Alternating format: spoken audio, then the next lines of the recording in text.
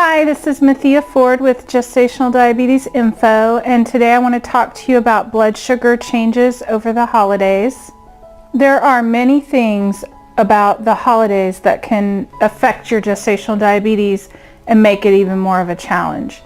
Knowing these are ahead can help you navigate the challenges so you can be ready for blood sugar changes. Think about the different things that you're going to have to deal with. Eating schedules. One big challenge during big holiday meals are the skewed eating schedules. Thanksgiving, for example, tends to revolve around one huge meal in the middle or the end of the day, but leaves out breakfast, lunch, and other meals. You're expected to navigate strange eating schedules with a few special tricks. Well, let me give you some ideas. You can set an alarm.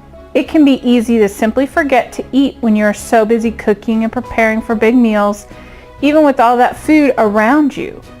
Set an alarm on your watch or cell phones to remind you to eat. Don't let yourself fall into the too hungry trap where you overeat because you skipped breakfast. Snack healthy. Keep some small diabetic-friendly snacks on hand to munch on throughout the day.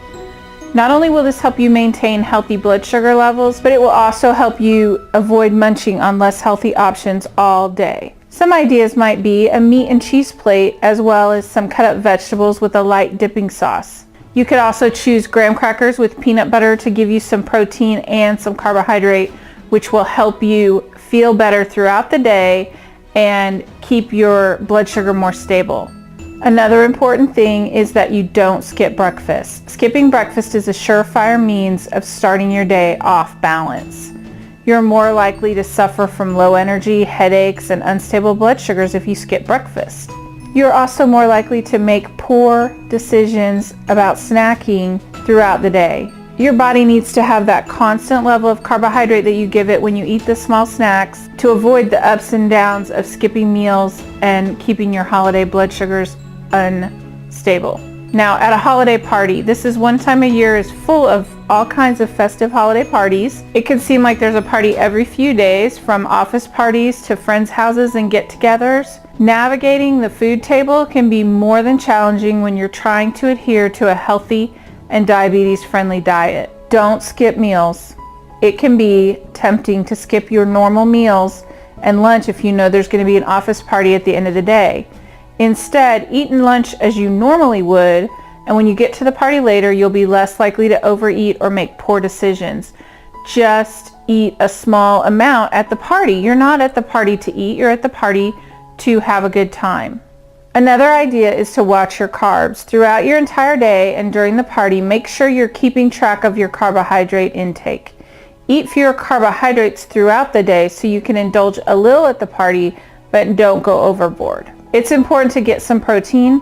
When you're navigating the buffet table, make sure you're focused on filling up on the good protein and high fiber choices. These will balance your carbs and fill you up so you don't overindulge. You can also eat raw or cooked vegetables and fill up with those instead of the higher carbohydrate foods. Remember, the reason you came was because you wanted to spend time with friends or family, not to overeat. Stay away from the food table when you're chatting with people and keep a beverage in your hand so you don't feel tempted to pick up more food. So if you're standing there at the party table by the food, you're going to be more likely to just pick something up. Whereas if you have a glass in your hand, you're just going to sip that. So have some water, have some sparkling cider, whatever is good for you. There's going to be goodies galore everywhere. Goodies, goodies, goodies. There are bowls of candy in every office. Even the doctor has a bowl of candy canes at the check-in desk.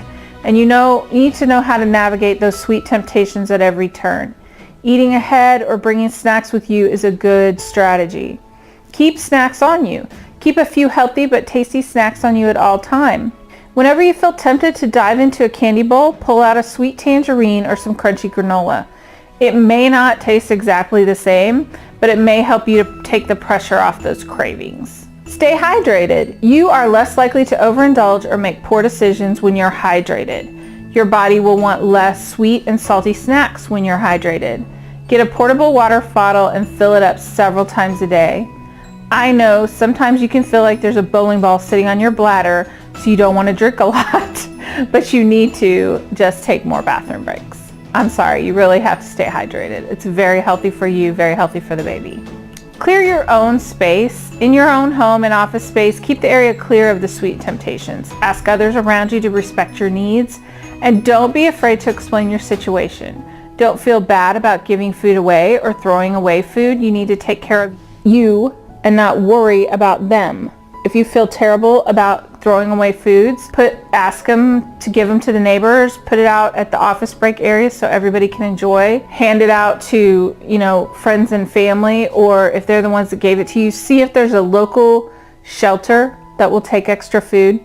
Just don't keep it in your area. If you can't stand to give food away or can't stand to throw it away, put it in single serve containers and put it in the freezer, and that way it's there for you to have in smaller amounts later. Okay, some sweet substitutions. In some cases, you can find sugar-free substitutes for all of the goodies that surround you. Talk to your doctor about which of these substitutes are healthiest for you, and also keep in mind that even sugar-free goodies can raise your blood sugar, and those with sugar alcohol can cause gastric distress, if you know what I mean. Holiday meals. Whether your family eats buffet style or family style, passing plates around the table, you're likely to come across some major temptations during holiday meals. There are so many delicious things to try, and possibly even some pressure from family members to eat because you're eating for two, right? So look at small servings. For all the saucy sides and decadent desserts that are so hard to pass up, consider letting yourself imbibe just a little.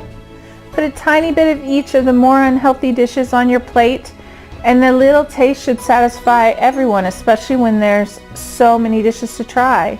Enjoy your holiday meal, but do so with care. Think about it. How much of the food is needed to satisfy your craving? It takes about 3 bites to give me the joy that I wanted from that sweet or salty food. And then after that, it's really just me eating. So don't waste your calories on that. Eat just a few nibbles, enjoy them, and don't overdo it for the food that you don't really taste. Watch your carbs. Make sure you're keeping track of your carbohydrate intake. It's easy to remember to not overdo at the dessert table, but you've got to remember also that the sides, sauces, and beverages that could affect your blood sugar as well. It's a balancing act. Gestational diabetes does not mean you have to omit all the holiday favorites you want to eat. Just remember to fill your plate with moderation and good balance.